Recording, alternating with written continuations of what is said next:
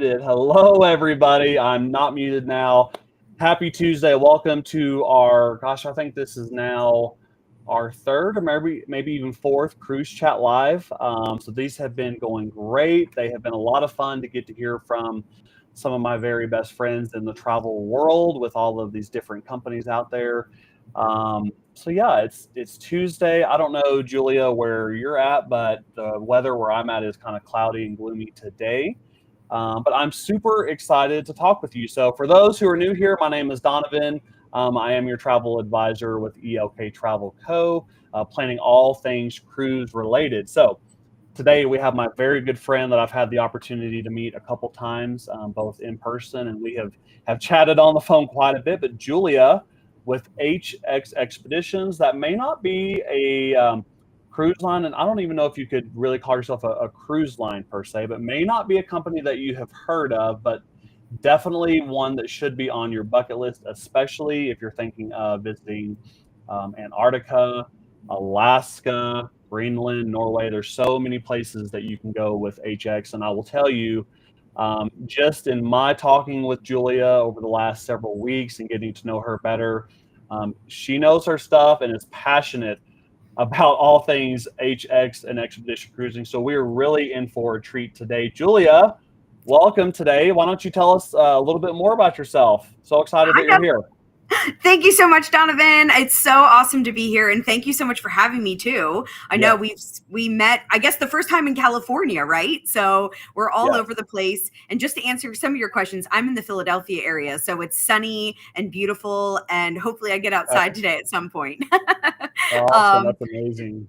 Yeah, so I have actually been in the travel industry almost 19 years now. And I used to sell Sun and Fun. And now I said I needed to get to my seventh continent. And usually most people's seventh continent is the white continent of Antarctica. And I saw the ships in Ushuaia and I said, I need to sell this. And so I found this company, HX, and I'll tell you more about it and all of that. And I said, this is what I want to get people to do, because once you go on an expedition, you will not want to travel any other way to these incredible destinations. And you had already listed some of them, like Alaska and Norway. But we also have Galápagos, and I'll get into all of that too. So. Yes.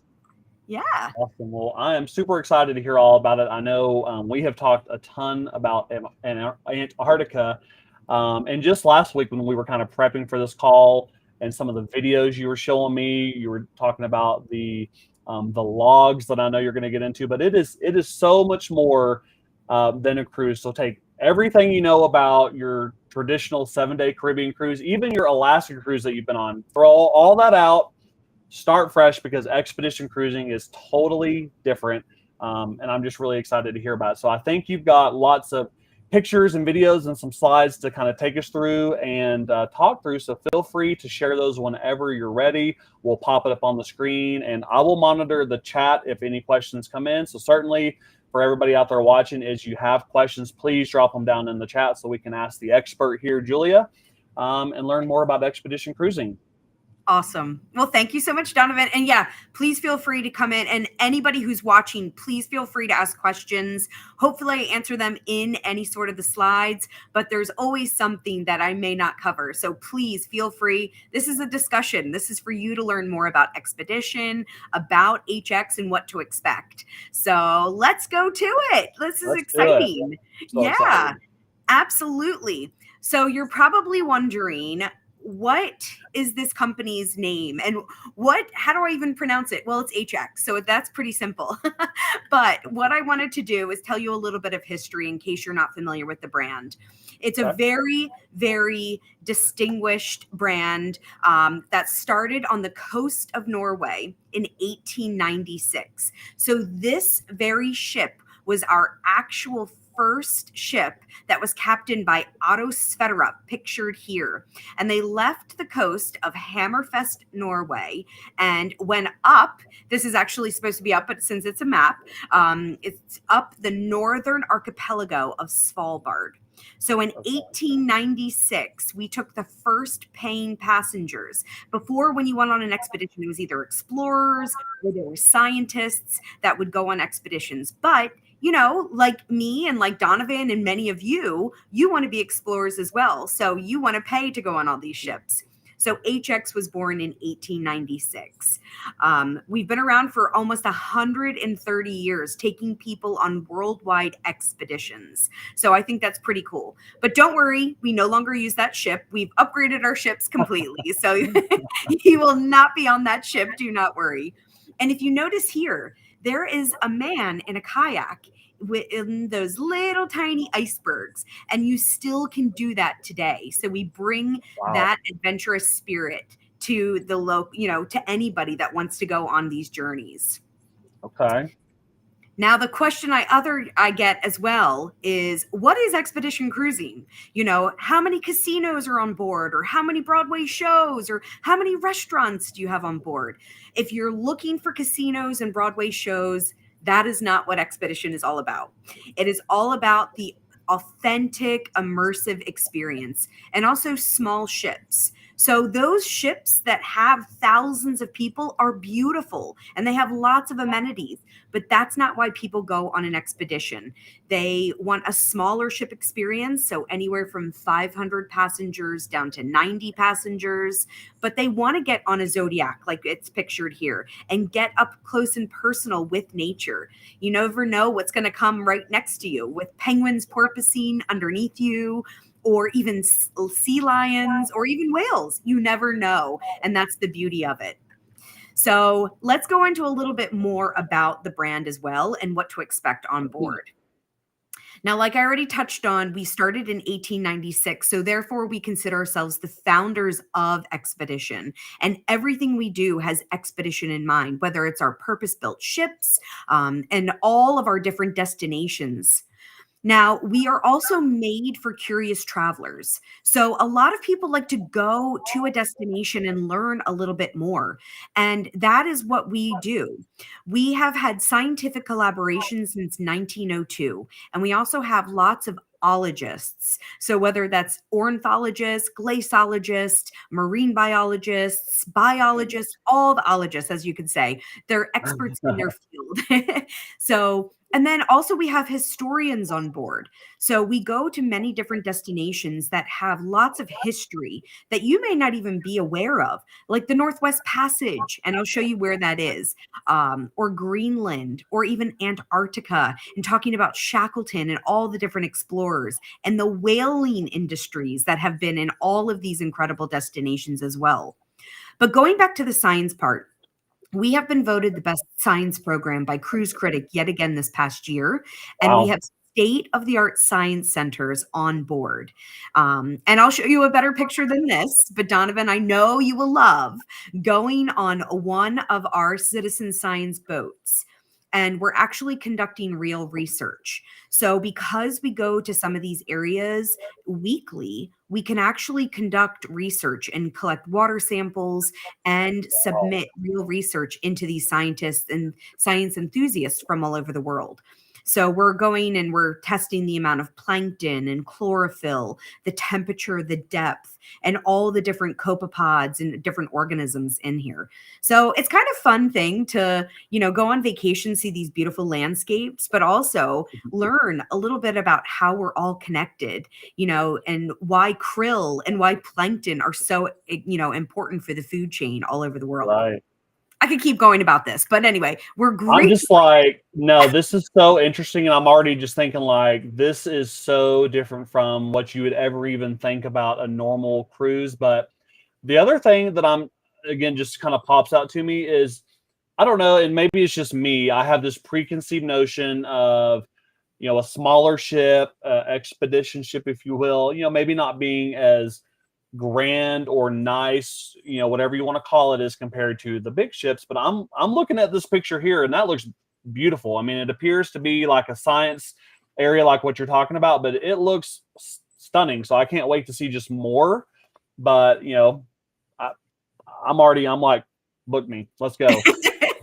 And a lot of people love this area. It's really the heart of the ship, and I'll show you a better picture of what this science lab actually looks like. But I like to tell people that this is why we're different as well. We're made for the curious traveler. And we're also the exclusive travel provider for the Audubon Society. So Oh, wow. if Okay. you're into birds, or if you're just getting into birds, even people are like, oh, I'm not a birder. And I say, well, do you like puffins and flamingos and penguins? Congratulations, you're a birder. And Everybody does. exactly, right? But we bring you to these hard to reach places, and you would see birds that you did not even know exist. But that's something else. If you are an Audubon National member, hey, take advantage of that extra discount that Donovan can get you. Awesome. Now, leaders in mindful travel. I know sustainability is a buzzword that we're hearing all over the place. And whether it's important to you or not, just know that when you're traveling with HX, you are traveling with the most sustainable expedition line in the world. And we were the first to ban single-use plastics on board. You're seeing all of the ships trying to do something to ban some use of single plastic. But we also were the first to have hybrid-powered expedition ships. And I'll go into more detail about all of that as well. Now, this is the map of all of our different destinations. And as you Oh, can wow. see here, this is Svalbard, our very first journey. And we still do circumnavigations all over Svalbard to this day. I've done it. I'll show you some of my pictures from my journey. It was incredible. They call that the realm, or the place of the polar bears, because there are more polar bears than people in Svalbard. Really? Wow, that's Oh, interesting. absolutely, absolutely. And people are like, "Oh, they're so cute and cuddly." Well, you do not want to get close to one of them. Stay away. Stay away. So we have viewing points when we do observe polar bears. We view them at a very safe distance, and everybody is completely safe. And I can go into more detail about that. Okay. Of course, Iceland, the British Isles, Norway, all throughout Greenland. I just got back from Greenland a few weeks ago. I'm so excited to talk to you about that trip, because that was just life-changing as well.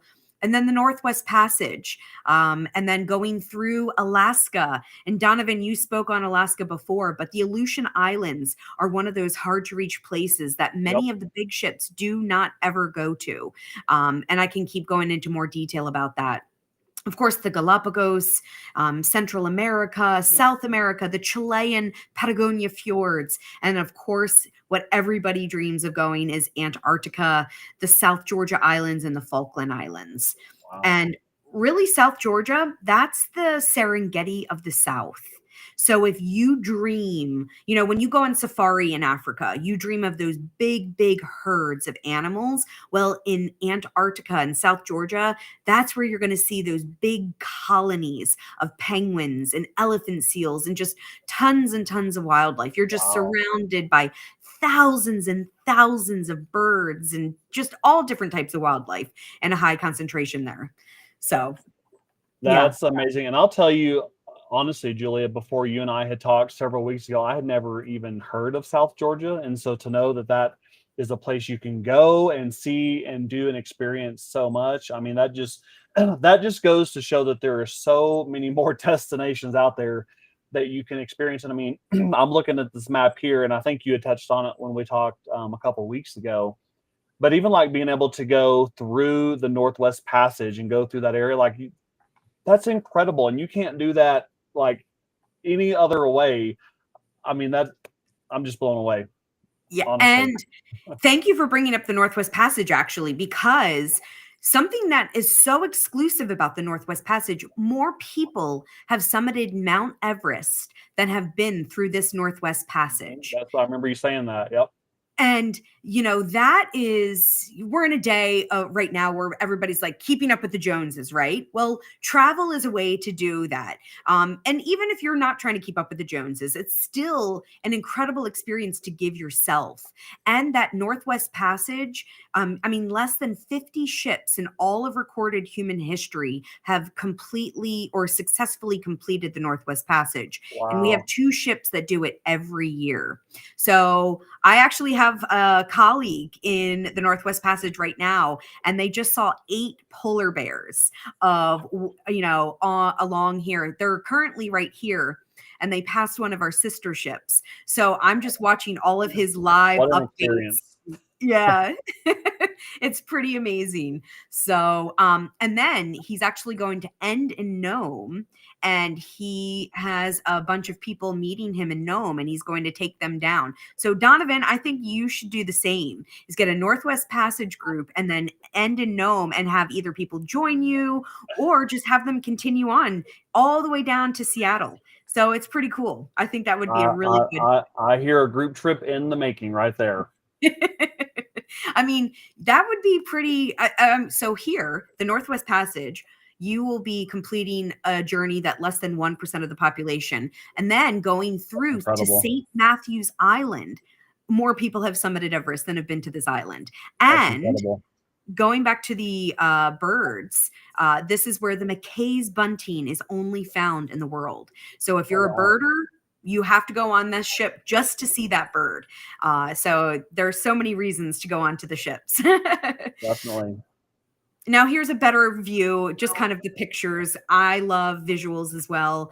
Like I said, Svalbard, the realm of the polar bear, more polar bears than people. Alaska, it's really the last frontier, especially here in the US. It's such a beautiful journey. And I know many people say, I've been to Alaska, I've already done it. I promise you, going on an expedition will make you feel like this is the first time that you've ever stepped foot. It's so different. It's so different. Yes, it is. And then, of course, Antarctica, you have to reach your 7th continent and see this incredible, incredible place. Glaciers. And I'm going to show you pictures, so I won't get into too much detail. And Donovan and I were just talking about the Northwest Passage, the British Isles. People don't even realize you can do this expedition style in zodiacs and just viewing castles from a zodiac. Like, how cool.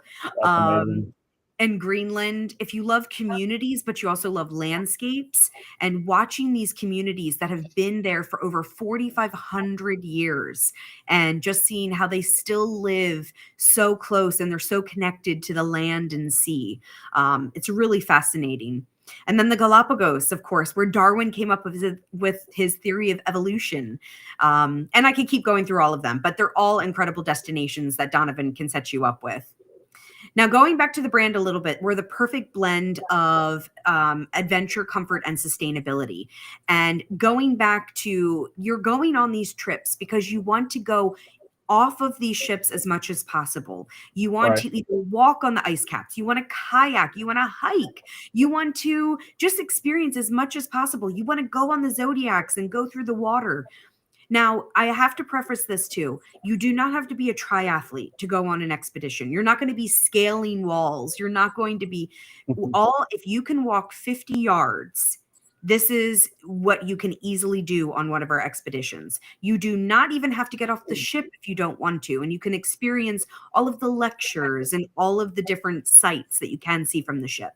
But you do not, I just want to preface, you do not have to be a triathlete to go on one. No, I think that's a great call out because it again, for people who aren't familiar with expedition, they may hear that word expedition and think, oh my gosh, I'm climbing Mount Everest next week. And that's not it at all. So I think that's a really good call out, that it's really, really something that's accessible for everyone, no matter your physical level, your ability. Everybody can partake in really an adventure of a lifetime, right? Absolutely. And I was in the Galapagos with a lady who used a cane on every landing we did. And she was fantastic. And she was there to see all the birds. She was a huge birder. And she used a cane on every single one of our landings. So, and I will show you the different landscapes and things. But if you can walk easily, you're fine. You're fine on these expeditions. Now, the comfort. And Donovan, you had already touched on this. You're not going to be sleeping in a hammock. You're not going to be sleeping in bunk beds. You're going to have a very nice boutique feel on the ship.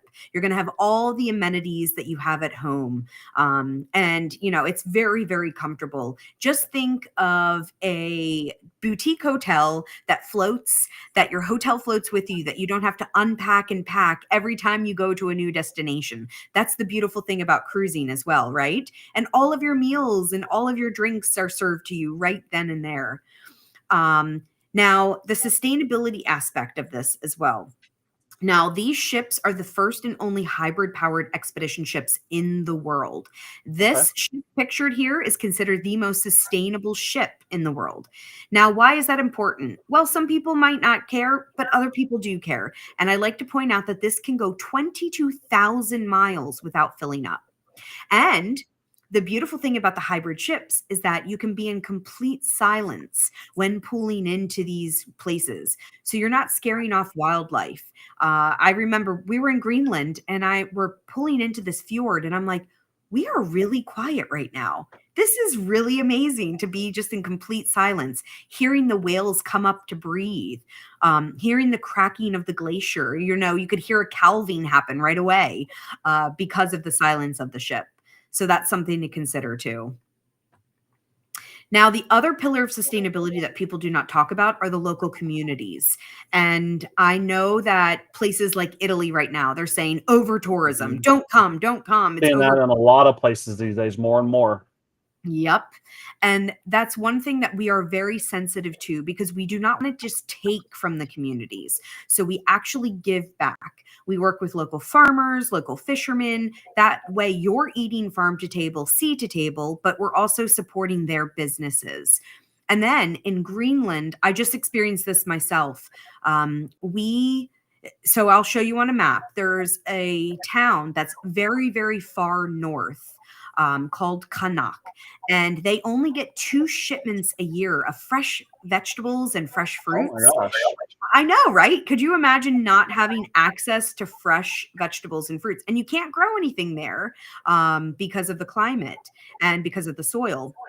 So what we did is we got extra crates of food and extra pallets of food, and we delivered it to them at one of our stops. So when we were going to visit their community, we delivered that.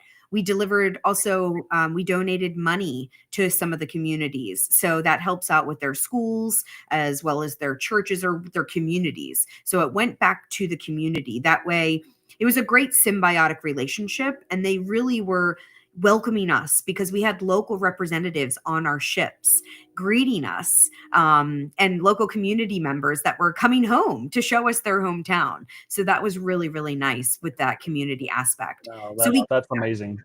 Yes. We gave back not only to Greenland, but to the Galápagos, to communities in Alaska, as well as in South America. So wherever there are communities, we always like to give back, which is nice.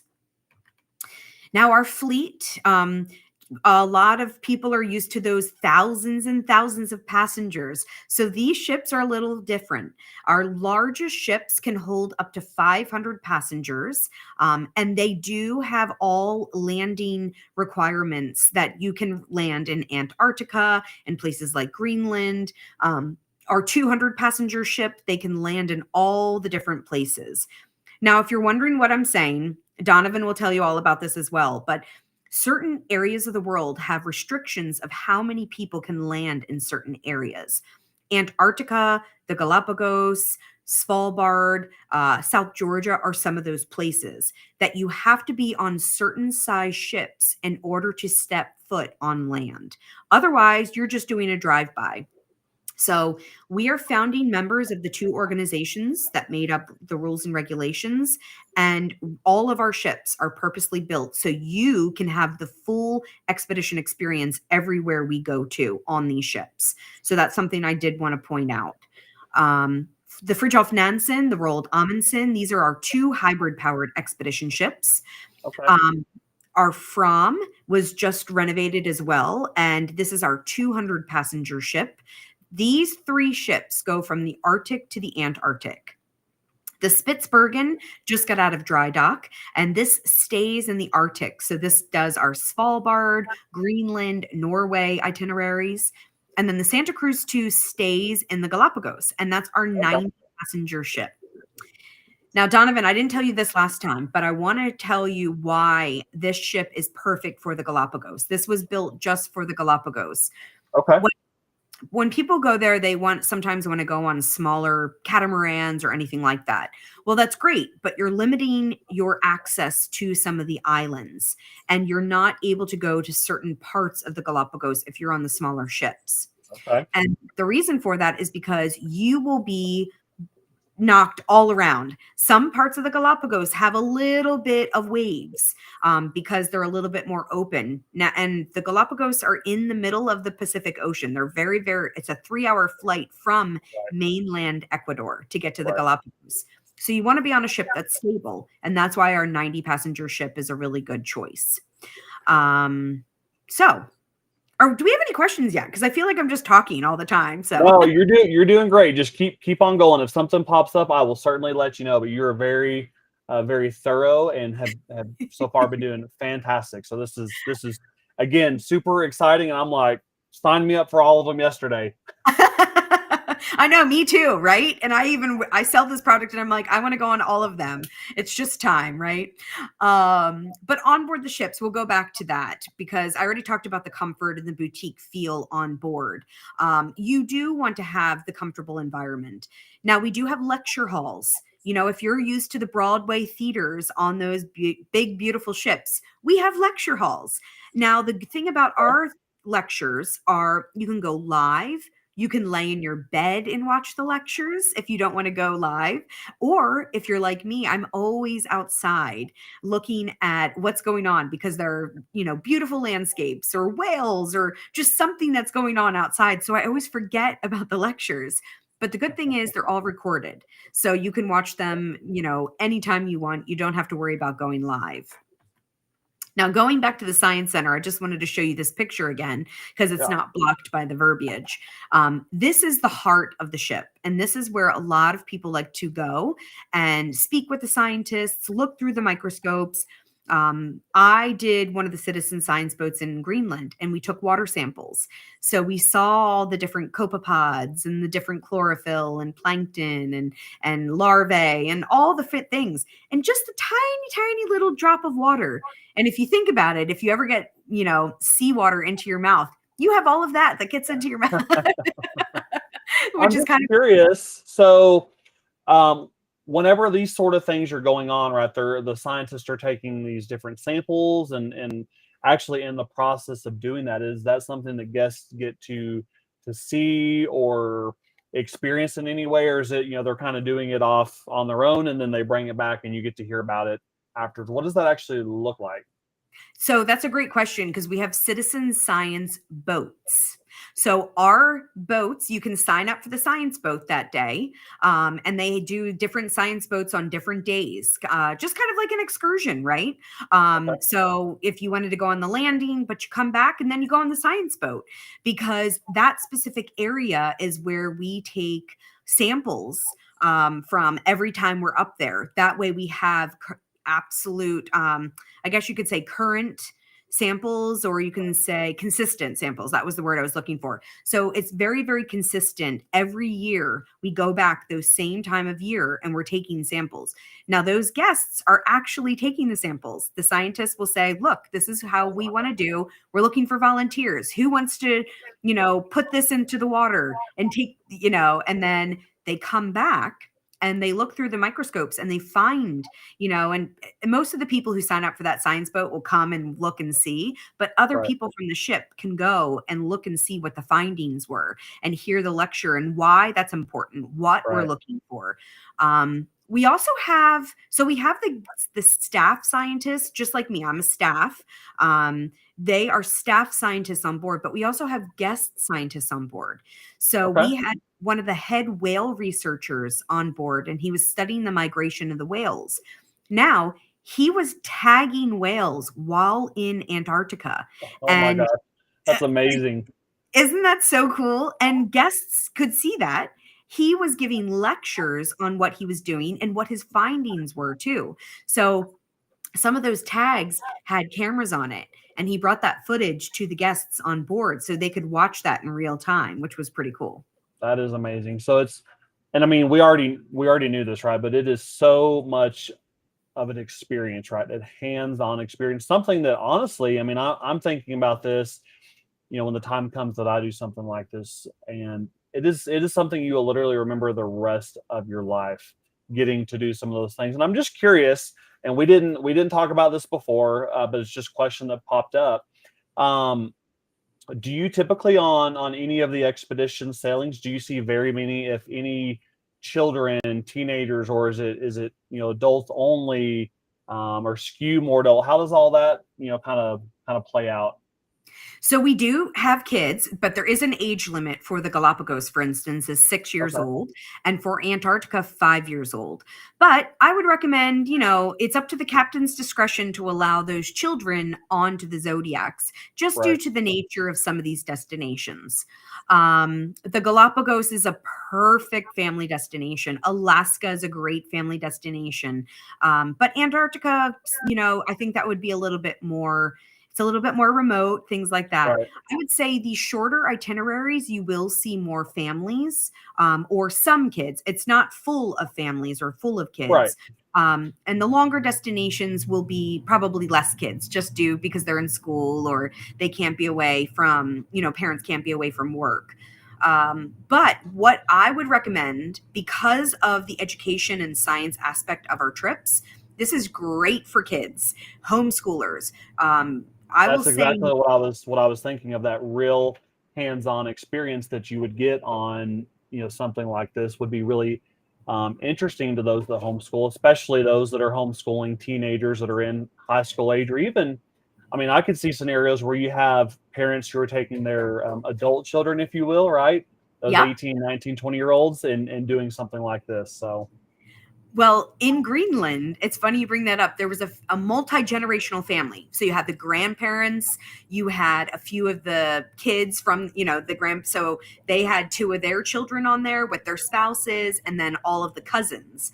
So I okay. think the youngest was 11 years old and the oldest was 22 of the grandchildren. Oh So you wow. see Okay. these multi-generational families that really enjoy, and I didn't even get to all the amenities. So I will get to more of them, that boutique style feel again for that. People play cards, they grab tea or coffee, or a lot of those families and even adults, they will play cards, they'll play board games, they'll just sit around and talk to passengers from the ship, because you're with people of like mind. So there's a lot of different things that you can do, and you're kind of bonding over this incredible experience you're all Right. experiencing The together. community, and again, there's so few other passengers in relation to a normal cruise. It's so much more of an intimate experience where you get to know the other people that you're sailing with.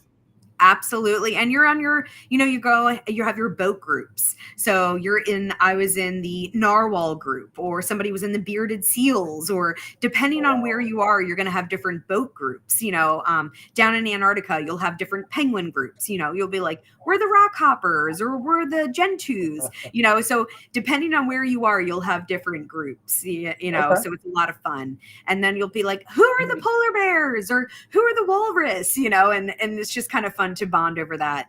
But we have saunas. So if you want to go ahead and get a massage, I got a massage while on board when I was on vacation. It was fabulous. We have indoor and outdoor gyms. If you cannot miss a day in the gym, we have that for you. But then we also have the infinity pool on our two hybrid ships. But all of our ships will have hot tubs. So that's another feature that people really enjoy utilizing. Now, I did want to bring into some of the cabins, because this is a question that I always get. What do the rooms look like? And I will say, comparing this to some of the bigger ships, our lead-in categories are actually very spacious in comparison to some of the bigger ships. I know some of the big ships have like incredible suites that are bigger than most people's. Like a house. Yeah, exactly. But, that's not why you're going on an expedition. But I'll show you how beautiful our expedition suites are too. Because you're booking with Donovan, he does give you an onboard credit benefit. So contact him once you are looking for any of these cabins or any of these itineraries. He will give you access to that. And that's something that because you're booking with Donovan, that's a nice perk. Yeah. Thank you for mentioning that. Yeah, that's something you can't find out in the wild, if you will. So another great reason to work with an advisor. Love it. Absolutely. And so we have we have ships with polar insides, which means an inside cabin, but that's only 2 of our 5 ships. Most of our ships, 3 of our ships, will have only outside cabins, whether it's a big window, a balcony, or one of the expedition suites. And going into some of our suites, talking about our private fireplaces inside your cabin. Some of them have their own private jacuzzis on the deck. Wow. And the beautiful thing about our suites is that laundry is included every day. You get your own exclusive restaurant to eat in. And of course, the premium drink package as well. But getting into all of that, I would say start with a suite, because our trips are very, very desirable for every price point. And you're going to be in these cabins for, anywhere from 10 days up to 2 weeks. So you definitely want to be in something that's spacious. But the suites are very, very well priced. And Donovan can give you more details about that and tell you all the benefits of being in a suite. I want to stop you really fast. I want to make sure that I heard what you said correctly, and I see it in the picture, but I want to just kind of re-bring it up for everybody. But you said fireplace in your suite on a cruise ship. I just want to make sure I heard that correctly. Yes, now it's not going to be real fire, but aesthetically it's beautiful and it's so nice. That suite that's actually pictured on the top, I stayed in that suite, and I got this for the last 3 nights, and I let everybody on the ship come and see it, because it's not every day you get to see like one of the nice big suites with the fireplace. Right. And then one of my friends was staying in the jacuzzi suite. So we kind of did room tours for everybody on the ship just so they could see what rooms they did not stay in. And they were so upset they did not book them. Let me ask a question that I see that came in. So somebody's asking, with these larger suites like here, I see that it mentions that there's space for up to 4 guests over on the left. So I would imagine that bedding is sufficient for 4 adults, or what does that look like? So in only a few of the suites can accommodate up to 4 guests, but we do have some suites that do have connecting cabins to one of the polar outside. So say the parents want to stay in a suite and the kids, they want to put their kids in a regular polar outside. We have some of those connecting rooms for that. And if you wanted to put 4 people, for instance, in the suite that's pictured above, that couch acts as a sofa bed. And then you can see there are 2 chaise lounges. Kind of that cabin is a lot bigger than what it shows on that picture. So it's very, very spacious. There's actually like a dining table to the left, and then to the right, and then to the left, there's like a whole room that you can actually close with those curtains that could have, a bed brought in or have you.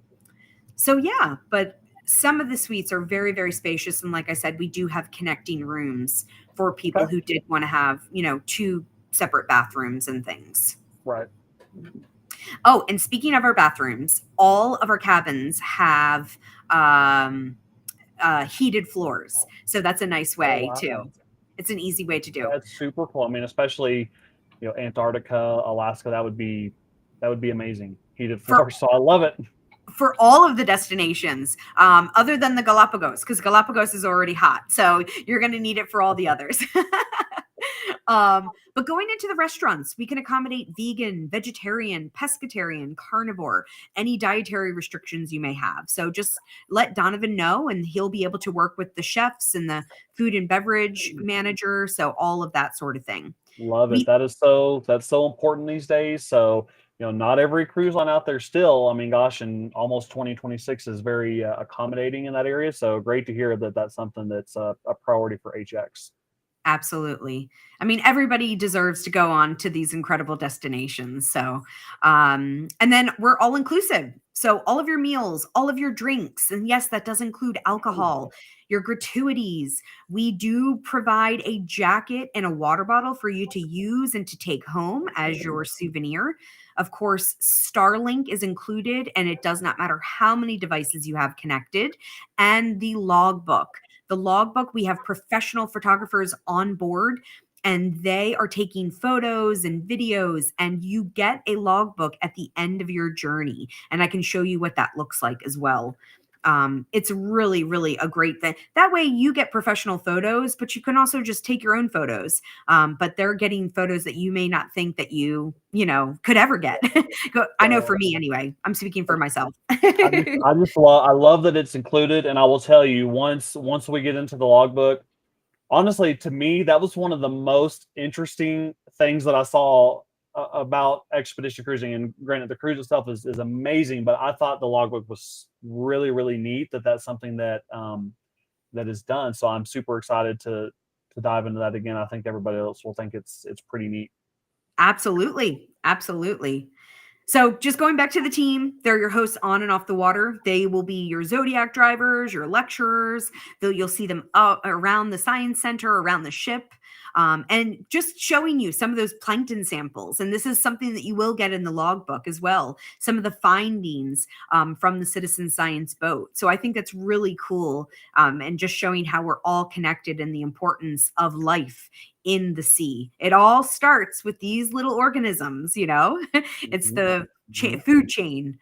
But I'm going to go into the expedition launch because I get a lot of questions about this. And if you've never been on an expedition, you're kind of wondering, well, where do we dock and where do we do this? Well, most of the time, you're not going to be docking. You're going to leave the ship just like this onto a Zodiac in order to go to land or to go on the Zodiac cruising or anything. So we do everything midship. And the importance of this is because there's the least amount of water movement midship. Right. And we take our Zodiacs from the garage and then we pull them up to the platform. And if you can walk up or down, up or down a few stairs, you can easily get onto a Zodiac. It's super, super easy. And like I said, 2 people are always assisting you at all times to make sure that you're safely onto the Zodiac on and off. I love it. That level of care and just attention and service is certainly right there. Yeah. And it makes it super easy to go onto the scenic cruising, onto the landings. And as you can see here, you could have some rocks. You could sometimes be on snow. You could sometimes be on sand. You don't know. But that's the beauty of expedition. You feel like you're the first human to ever set foot onto some of these destinations, which I love. Right. Now, just talking about some of the partnerships that Donovan has access to, I just wanted to talk to you about Metropolitan Touring. That is a company that we purchased 25% of, and that's who handles all of our Galapagos journeys. Now, Donovan, because of this, Donovan can help set you up for the Galapagos, but help set you up to go to Machu Picchu beforehand, help set you to go to Easter Island, or to even go to the Amazon or to the Mashpi Lodge in the Amazon rainforest. It's so many incredible things that Donovan can set you up with because of the partnership with me as well as the Metropolitan Touring. Make it a completely seamless vacation from start to finish, 100%. Yep. And then, of course, Audubon, take advantage of that. It's such a great journey. And then if you are a member of AARP, it's another thing that Donovan can provide for you. So if you are a member of AARP, talk to Donovan, connect with him for your journey for this as well. Love it. If you're a solo traveler, definitely take advantage of this. Sometimes we have no solo supplement waivers. What that means is if the trip is $4,000 per person. You're only paying $4,000 in your own cabin. I You love know, it. Love that. it's awesome. So Donovan has access to all of these waivers. And even if those waivers are sold out, he will be able to tell you, because we have very minimal supplements on some of them. And he'll be able to tell you all the different prices for that. Definitely. Definitely. Now, getting into some of this, and I know we're kind of pressed for time, so I don't want to go through this quickly, but I'm going to show you on some of the maps, and this is something that you do get with the logbook as well, this is the map of one of the recent journeys to Svalbard, one of the journeys that I did, and it tells you every day where you go, and I'll show you on the logbook, but I want to show you some of the pictures of some of these incredible destinations. Svalbard, remember, this is where more polar bears live than people. But some of the landscapes that you're going to look at that are just amazing. And these pictures do not do it justice. You have to go here to see these landscapes for yourself.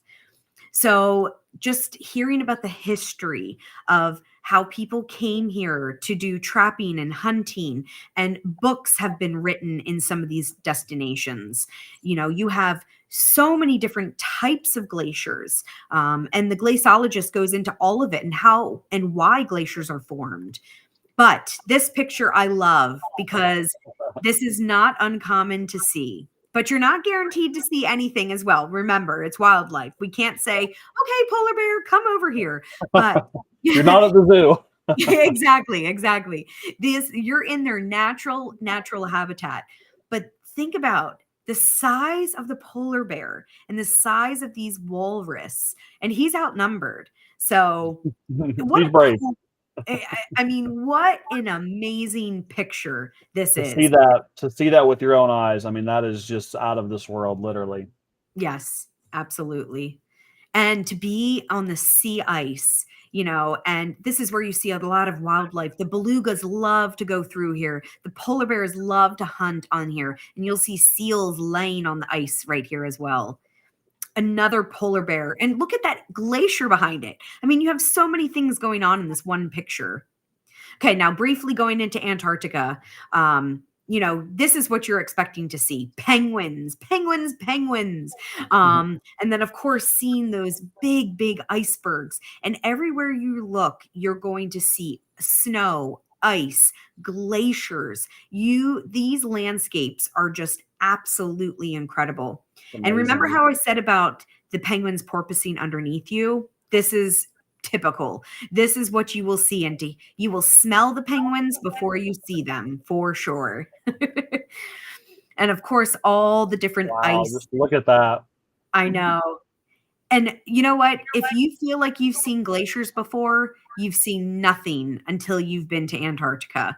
And just see the Arctic before you go to Antarctica.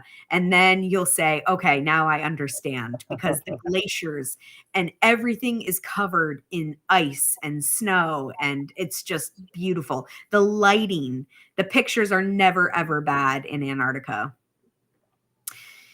Look at that. I mean, I can't. You're right there. And again, like that's something you just can't get that same experience even visiting Alaska on your normal cruise. I mean, yes, you can see glaciers, you can land on glaciers, but you cannot do it like this. And again, to your point, you haven't seen glaciers until you've been to Antarctica. It's just like another world, literally. It literally is. And the scale of this place, I just don't think these photos do give you the scale, but just seeing the wildlife, and you can hear that whale come up to breathe. Just showing you more of the landscape. It's just so beautiful. And these are chinstrap penguins, which are so awesome. You can actually see the chin strap. Yeah, there it is. That's so cool. And there are 3 chin strap penguins that you can experience. They have the gentoos, the chin straps, and the Adelie penguins. And then when you go to South Georgia, you'll experience the rock hoppers and the kings and all the different types of penguins. Now, going to Greenland, this is my journey that I just did a few weeks ago, and going all the way up to the north. And these are called the northmost people. And, you know, typically this is considered North Greenland, but we went all the way up here, and people. You went to the real North Greenland. Exactly. And people actually live there. It's amazing. Now, this is one of the snow buntings, and I just thought that this was a great photo showing the snow bunting building its nests. This is a Ilulissat, which is a World Heritage Site known for its icebergs. And this is actually where the fabled, well, it's not fabled because it happened, but the Titanic hit supposedly one of the glaciers that came from Ilulissat. And these are all icebergs that broke off from a glacier, and they just kind of sit here because of the depth of that fjord and because of the depth of those icebergs. They're just hitting the bottom, so they're not really floating out. They're kind of just stuck there. Yeah, it's really interesting, and there's so much wildlife around there. Now, who doesn't love puppies? Now, everybody loves puppies. I know. And the Greenland sled dog is considered the most pure dog in the world. And these sled dogs cannot leave Greenland or go below the Arctic Circle, or they're not allowed to come back. Now, no other dog breed can go above the Arctic Circle in Greenland either for this reason. They want to keep these dogs pure. They've helped on expeditions to the North Pole as well as the South Pole. And these dogs were built and just they're incredible and a very, very big part of life for people in Greenland. So you'll hear all about that on the journeys. Little ox. And I know we're running out of time here, so let's get going here. We're going to have you back on again. There's just so much to cover. I love it, though. Keep going. I know. And then, of course, you know, the community members just sharing their way of life, which is so fantastic. But what I wanted to do is, this is how we ended the trip with me too. That we played soccer in a local community against local community members. So this is something all that you can experience on HX. And like Donovan said, it's too much to go over in a short amount of time. I know Alaska's been big, but I wanted to show 2 of our Alaska. We just launched a 10-day trip, a very, very good one. But if you wanted to experience those Aleutian Islands, we have that for you as well. These are places that those big ships do not go to. So definitely contact Donovan for that. And I want to ask you, are you an intellectual? Are you a bucket list checker? Are you a birder? Are you an adventurer? This is the reason why to go on HX and on a reason to go on an expedition. Donovan can help you with all of these things. He has my bat line. So if you have any questions, he can contact me. I'm here to help you with your journey. You know, Donovan is here to help you, but I can help you if you have any questions as well. So, but thank you, Donovan. Thank you so much for having me on. No, I appreciate it. Thank you. I mean, you are really just truly a wealth of knowledge, and you can really hear and feel the passion behind this come through when you're speaking. And so I really love it. I think it would be a lot of fun actually to schedule and have you come back on another time, but we could pick a destination again, whether it's Antarctica or Greenland, and maybe spend the hour doing a deep dive on what that whole experience looks like. I think that may be actually really interesting now that we have a good kind of overview of HX and what the options are and just what HX is about. So we'll have to work on making that happen here in the future. I would love that. But I want to point out, and again, you have said it, and I really appreciate it, but especially for a milestone bucket list trip for this, it really pays to partner with an advisor, because again, I have Julia. I mean, literally, we were texting before the call. I have the direct contact with the expert who can help to make it the perfect trip for you, right? Pick that perfect date, the perfect ship, cabin, the experiences, and really just make it a complete package so that you feel really, really good about your trip. So this has been so much fun. I'm like over here searching like, okay, I'm ready to book mine right now. Yeah, no, thank you so much for your time. Again, really appreciate it. We will certainly have you back on.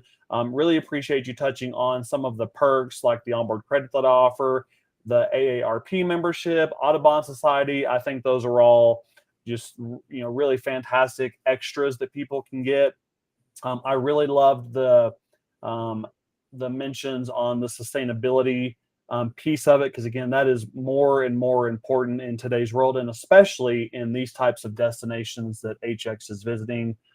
More important than anything to keep those places natural, just as they're supposed to be. So with that being said, Julia, again, thank you so much. Really appreciate having you on. Folks, if we can help you to plan your next or first expedition cruise, or any cruise for that matter, reach out. You can see my email and direct phone number there. We've also got a QR code up in the far corner. Feel free to scan that, and that's going to direct you to set up a quick 20, 30-minute phone call with me to talk about your expedition cruise wish list, if you will. Julia, any final words that you'd like to leave us with? I just want you to all get on an HX ship to help you change the way you see the world. Definitely. Well, we're going to help people do that. Julia, thank you again for your time. Folks, thank you for tuning in again. We will be back in a few weeks with some more exciting partners lined up for us, and we will definitely have Julia back to take us through one of these in a little bit more detail. So thanks, everybody. I hope you have a great Tuesday. Julia, thank you so much. Thank you.